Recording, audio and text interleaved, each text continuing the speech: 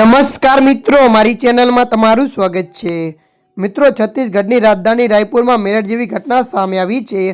અહીંની ઇન્દ્રપ્રસ્થ કોલોનીમાં એક સુટકેસમાંથી એક મુદ્દે મળી આવ્યો હતો। ધારદાર હથિયારથી યુવકનું ગળું કાપીને પછી મુદ્દેને સુટકેસમાં મૂકીને સિમેન્ટથી પ્લાસ્ટર કરી નાખ્યું હતું। બાદમાં સુટકેસને સ્ટીલની પેટીમાં બંધ કરી દીધી હતી। હવે આ કેસમાં પોલીસ નિવૃત્ત એસઆઈના પુત્ર અંકિત ઉપાધ્યાય અને તેની પત્ની શિવાની શર્માની દિલ્હીથી ધરપકડ કરી છે। પોલીસના જણાવ્યા પ્રમાણે મૃતક યુવકની ઓળખ કિશોર પકરા તરીકે થઈ છે। આ સમગ્ર ઘટનાનો મુખ્ય સૂत्रધાર અંકિત ઉપાધ્યાય છે, જે વ્યવસાય વકીલ પણ છે।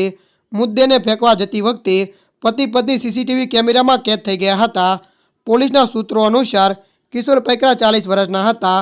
હત્યા જમીન ખરીદમાં 10 લાખ રૂપિયાની લેવડ દેવડ વિવાદને લઈને કરાઈ હતી।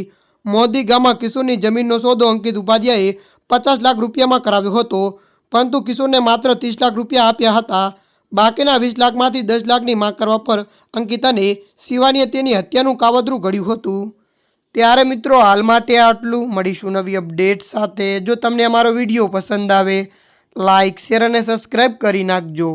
ધન્યવાદ।